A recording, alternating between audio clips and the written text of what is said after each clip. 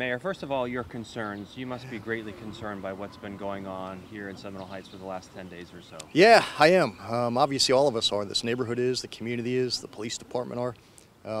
But we're going after this. I mean, we have saturated this neighborhood for days. I'm out here constantly. The chief is out here. The officers are out here 24/7. You know, we're going to get this guy. We are not leaving until we find this guy. You've been through the neighborhood. What's the sentiment by folks you've talked to? You know, it's interesting. There is fear, but there also is faith. Yeah. And there is a uniting, if you will, of this community. This is a great neighborhood. Great people live here. And they have risen up to the occasion. They have said evil is not going to win. Good is going to triumph. We're not going to surrender our streets to criminals and thugs. We're going to stand up and we're going to come out. We're going to put our lights on. We're going to communicate with each other. We're going to communicate with the police. And we're not going to let this evil person destroy what we have here, which is a very, very good thing. At this point, is there anything more the city can do? I don't think so. I think we are doing everything we possibly can. We've brought together our other law enforcement partners, be it federal, state, and local from the Bay Area.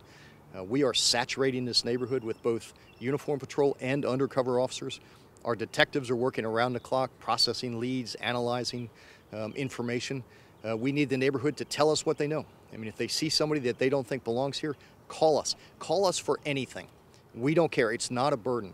Let us know and then let us sift through it and figure out whether it's legit or not. The city is willing to devote as many resources as it needs to. We have been here for 10 days. We're not going anywhere. And we are hunters of men right now. And we're not leaving until we find this person that has terrorized this neighborhood. Do you have any fears? Are there any fears that you have at this point that it's perhaps somebody who lives right in this community? It's one of their own, perhaps? Well, we don't know at this point. I mean, certainly the killings have been not connected, but certainly in a concentrated area. So that might lend you to the belief that somebody who has access, that's familiar with the neighborhood, may be involved, but we don't know. We don't have any suspects. All we have is that videotape that we encourage people to watch, and you know, there's some distinctive parts of that videotape that people may see and they're like, I know who that person is. But other than that, it's going to be good police work that will solve this. In addition to police patrols, any other security measures going on right now in the neighborhood that you know of or that the city plans to provide? Well, we're going to be out here today with our code enforcement people cutting a lot of the alleys to clear potential hiding places. We're going to be working with our partners at TICO to make sure the street lights are working correctly, and if there's a street light that's out, that we fix that. There'll be other things that we will be doing that we can't tell you, and that's perfectly appropriate. But just rest assured, we're not going anywhere till we find this person. And we're going to be here 24/7.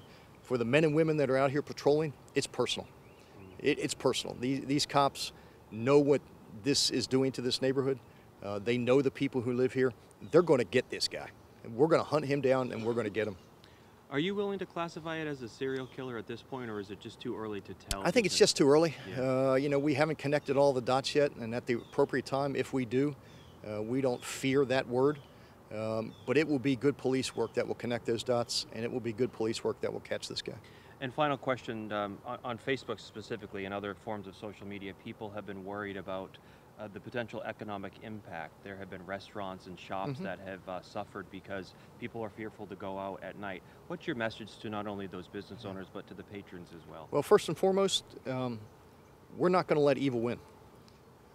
We're not quitting. We're not going anywhere. We're not giving up. This neighborhood's not giving up. We want people out on the streets. We want the lights on. We want people looking out for their neighborhoods. We want people patronizing the businesses in this community. We're not going to succumb to this, because if we do, evil wins. Yeah. So we are encouraging people to be out, to be public, to be vocal, to be aware, to let us know what they see. And we're going to be here. I mean, you can stand here for 5 minutes and see any number of police cars rolling up and down the neighborhood, and they've been doing it for 9 days. So we're not going anywhere. We're here until we catch this person. Thank you, sir. Anything else? You bet.